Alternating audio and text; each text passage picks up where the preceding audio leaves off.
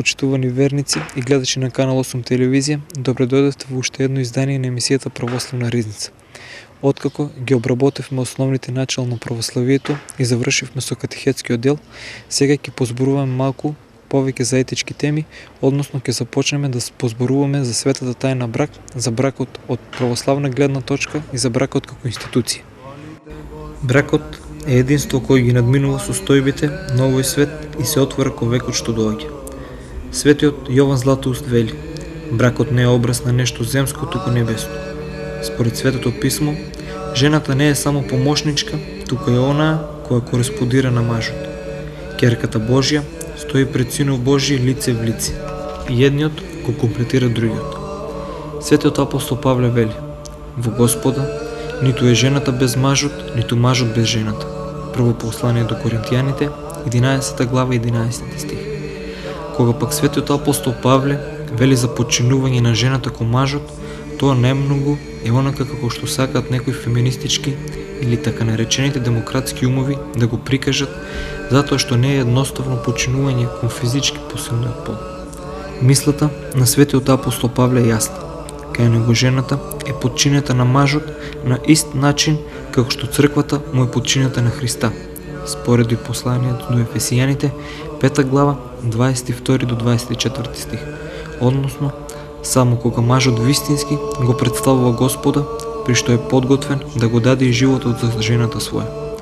Тука подчинувањето постои само кога има потполно меѓусебно самопредавање и целосна доверба. Па треба да се свати од перспектива на Царството Божјо. Кога односите достигнуваат таков небесен одек, тие повеќе не подлежат на буквата на законот. Во таквата духовност на љубов, подчинувањето како закон повеќе не значи ништо. Уште помалку значат исти основен критериум земските закони за кои се фаќаат супружниците при долгите бракоразводни парници или пак кога во бракот влегуваат со математика да прават предбрачни договори. Јасно е дека таму нема вистинска љубов, таму е се математика и дека едниот е земски починет на другиот, односно побогатиот. Но и тој, подчинетиот, има своја математика и трпи се што му наметнува побогатиот сопружник. Во моментот кога тоа повеќе не може или кога создал своји поволни услови да ги смени работите во своја корист. Како и да е, од ово површно прочекување јасно е дека тука се влегува во свет полн со недоверба, интриганство, зломислие, што е целосно спротивно на бракот разбран во духовна и Божја смисла, односно бракот како света тајна. Значи во бракот е коренот на секое човечко општество. Затоа голема придобивка произлегува од оние бракови кои не го губат Божиот благослов, но и големо зло од оние супружници кои по своја вина го губат тој благослов или пак склопуваат бракови без никаков благослов. Така, лошите бракови, склопени против Божја волја, го зголемиле развратот во светот пред потопот и го навлекле страшниот Божји гнев на целото човештво. Господ Исус Христос ја покажал значајноста на бракот не само на тој начин што на свадбата во Кана Галилејска благоволил за прв пат да покаже својата чудотворна моќ, туку и со тоа што во својата црква на супружниците христијани открил посебен извор на благодат, припојувајќи го нивниот брак меѓу своите свети тајни. Оваа тајна е голема, тоа е тајната брак, но јас ви зборувам за Христа и за црквата. Така го опишува апостолот големото значење на христијанскиот брак во своето послание до Ефесијаните, 5 глава, 32 стих. Голема е, вели, тајната на бракот, бидејќи е приказ на пресветиот брак на Христа со црквата. Од тоа возвишено сваќање на христијанскиот брак произлегуваат сите обврски на христијанските супружници.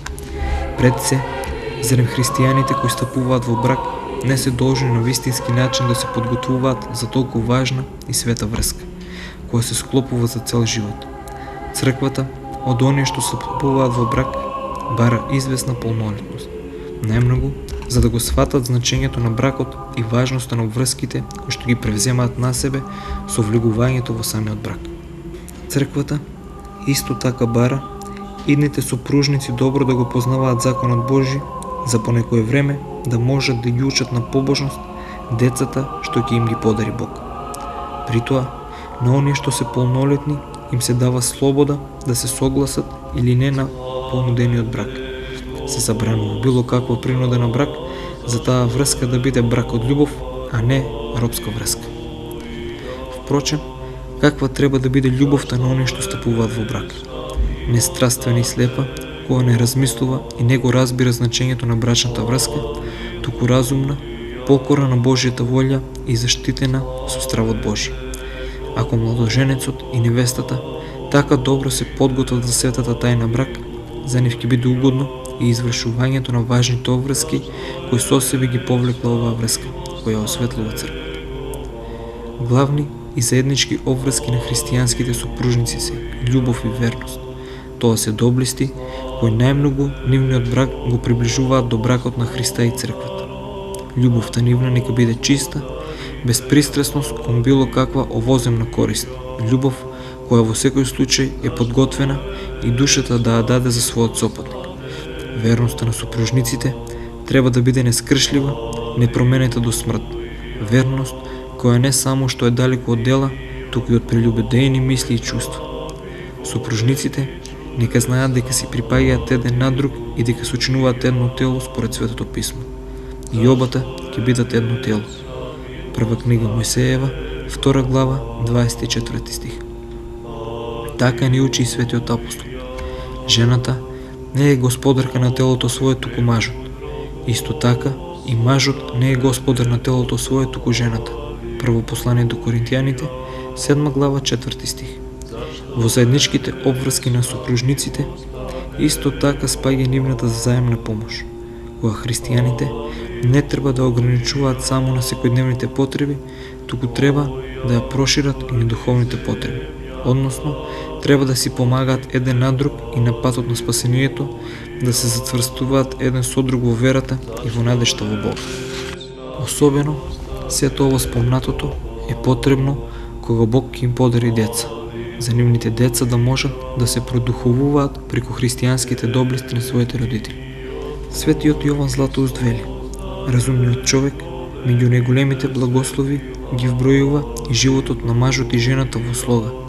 Книга Мудрост Сирахова, 25 глава, 1 стих. На друго место нагласува: пријател и другар се среќаваат од време на време, а мажот и жената се секогаш заедно. Книга на пророкот Сирах, 40 глава, 23 стих. Од самиот постанок Господ со својата промисла ја дел оваа заедница на мажот и на жената, за обајцата говорел како за еден, машко и женско ги создаде. Прва книга Мојсеева, 1 глава, 27 стих. Нема веќе машко и женско, зашто сите вие сте едно во Исуса Христа. Послание до Галантјаните, 3 глава, 28 стих. Нема толку близок однос меѓу луѓето, како што е тоа во заедницата на мажот и жената, под услов нивната врска да е таква, каква што требало да биде. Силата на сопружничката љубов е навистина голема од секоја друга страст. Другите желби можат да бидат силни, но оваа никогаш не слабее. Оваа љубов е длабоко всадена во нешто битие. Незабележително, таа ги привлекува телата на мажите и жените да се сближат, затоа што во почетокот жената произлезе од мажот, а од мажот и жената настанаат други мажи и жени. Гледате ли сега колку е блиска таа заедница и како неа Господ со својата промисла ја создаде од една природа. Он му дозволи на Адама да ја земе Ева, која му беше повеќе од сестра или керка, а тоа беше неговото тело. Така Господ ги упати следните поколенија од тој момент на постанокот до продолжетокот по истиот пат. Он не ја создаде жената независно од мажот, од проста причина што мажот би ја сметал во тој случај за битие со различна суштина. Жената, исто така, Господ ја создал немокна да раѓа деца без мажот, за да не постане жената самодоволна. Наместо тоа, создавајќи еден човек Адам, Господ направи од него зачетник на целото човештво и машко и женско, како што од гранките на дрвото се развиваат од едно стебло. На тој начин, Бог ги оневозможи мажите и жените да бидат самодоволни и зависни едни од други. Љубовта помеѓу мажот и жената е сила која одржуваат заедницата заедно.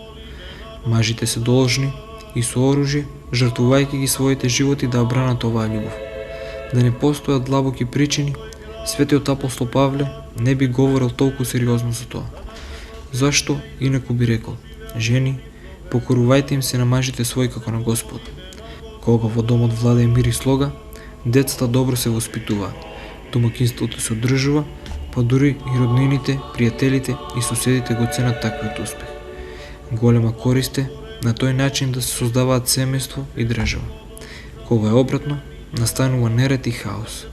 Ако во војска, војсководителите се во слога, се одбива како што треба, а ако пак не се создава збрека. Ист е случајот и со семејството. Заради зачувување на мирот и хармонијата, апостолот советува: жени, покорувајте им се на мажите своји како на Господ. Апостолот Павле мислил: покорувајте се, знаејќи дека му служите на Господа, дури и кога тоа не го прави заради мажот, жената треба да се покорува заради Господа. Можеби дури мислил и на тоа. Кога викате на своите мажи, сетете се дека слушајќи ги нив и извршувате својата должност кон Господ. Но како што црквата му се покорува на Христа, така и жените да им се покоруваат на своите мажи во се. Вие мажите, сакајте ги жените своји, како што и Христос ја засака црквата и се предаде себе си за неја. Послание до Ефесијаните, 5 глава, 24 и 25 стих. Видовте колкава е цената на верноста и зошто е важна покорност, но сега чујте колку треба да се жртвува за љубовта и што е важно да љубиме. Сакаш ли жената да ти се покорува, како што црквата му се покорува на Христа? Тогаш превземи ја сета грижа за неја, каква што и Христос презеде за себе и за црквата. Ако треба за неја да претрпиш било какви страданија, да го дадеш дури својот живот, не одбивај. Дури и ако бидеш подложен на сето ова, ниту тогаш нема да направиш ништо слично на она што Христос го направи. Бидејќи ти на вистина го правиш тоа за секој со кого си веќе близок, а Христос се даде себе си за онаа кој му го сврте грбот и го замрси. Како што тој ја освети црквата со своето доаѓање, онаа што се одврти од него, која го мразеше и презираше, и како што он неја ја усоврши не со закани, насилство или заплашување, туку со својата вечна и неизмерна љубов, така и вие треба да ги љубите своите жени. Дури кога сопругата те омаловажува, презира и смејува, и тогаш со твојата љубов, внимание и почит се уште можеш да ја придобиеш и да ја ставиш крај своите нози, бидејќи ништо не е толку потврсто од врската на љубов и љубезност која ги соединува мажот и жената. Поради тоа човекот ќе го остави татка си и мајката своја и не вели потоа ќе живее со неја, туку ќе се придружи кон жената своја. И на тој начин ја истакнува блискоста на брачната заедница и искреноста на љубовта. Павле не се задржува на ова, но понатаму ја објаснува покорноста на жената во однос на заедницата на две битија, кои не се веќе две, туку едно. Тој не вели дека тие двајца се еден дух или една душа, туку вели всушност дека се едно тело. Иако жената има второстепена власт, всушност поседува огромна еднаквост во достоинството, но истовремено на мажот му припаѓа до некаде понадмокната улога. Но ова е засновена и благосостојбата во домот. Светиот апостол Павле го зел примерот со Христа и со црквата, не само за да покаже на мажите како треба да љубат, туку и како да управуваат за да биде жената света и непорочна. Извршувај го она што му е угодно на Бога, па она што им е угодно на луѓето. Поучувај ја својата жена, па во твоето семејство ќе владае мир и слога. Слушнете што вели светиот апостол Павле. Ако пак сакаат да научат нешто, нека ги прашаат мажите свој дома. Прво послание до Коринтијаните, 14 глава, 35 стих. Ако си го уредиме домот на овој начин, исто така ќе уредиме и црквата, бидејќи семејството е мала црква. Само така, ако станеме добри мажи и добри жени, ќе постанеме и пример на добродетели и на другите супружници. Секогаш, кога ќе ја поучуваш жената на вистинската мудрост, гледај и ти да бидеш смирен и твоето однесување да биде полно со милосрдие и со добрина, а твоите зборови со повеќе топлина и разбирање. Освен тоа, настојувај од незината душа да го искорениш поемот мое и твое. Ако таа за нешто го каже зборот мој, праши ја: кои работи ги нарекуваш своји? Зашто на вистина, јас не знам што би можело тоа да биде. Што се однесува до мене, јас немам ништо што би било моје сопствено. Зошто велиш тоа е моје, кога веќе се е твое? Не дозволи, нека кажи такви работи. Ако рече тоа е мое, ти речи, па се е твое и јас сум твој. Ова не е ласкање, туку израз полн со мудрост. Со него ќе можеш да го стивнеш низиниот грев и да го отргнеш низиното незадоволство. Ласкање е ако човекот настапува нечесно и мајке му подмална повода. А овде говори со чисто срце. Кога и велиш јас сум твој, ти ги потврдуваш зборовите на светот апостол Павле кој вели: жената не е господарка на телото свое, туку мажот. Исто така и мажот не е господар на телото свое, туку жената.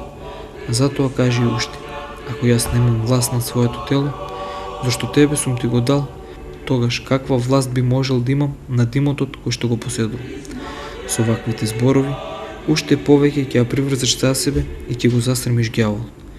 Така значи, учи ја со својот пример и со својот говор, од кој и самиот си ги исфрил зборовите мое и твое. И уште нешто, никогаш не ја викај само по име, туку додај уште неколку нежни зборови, со многу почит и љубов. Ако ти укажуваш почит, таа нема да бара почести од другите, ниту пак ќе копне по пофалби од другите. Ако ја вкуси радост од пофалбата што и доаѓа од тебе, стави ја неа пред се друго, во секој поглед, поради незината убавина и чувствителност, и не биди скржав со пофалбите. Така ќе ја убедиш да не слуша никој друг и да не обрнува внимание на некој друг на светот, освен на тебе. Учи ја на страв Божи и добрините ќе дојдат сами по себе. А на вашиот дом ќе биде исполнет со илјадници благослови. Стремете се само кон она што е совршено, па се останато ќе ви се додаде. Затоа Господ вели: барајте го напред Царството Божјо и неговата правда, а се ова ќе ви се придодаде. Евангелие според Матеј, 6 глава, 33 стих. Почитувани верници, во оваа емисија зборувавме општо за бракот како света тајна, а веќе во наредната епизода ќе позборуваме за улогата на мажот и жената во семејството, односно во црквата во мало.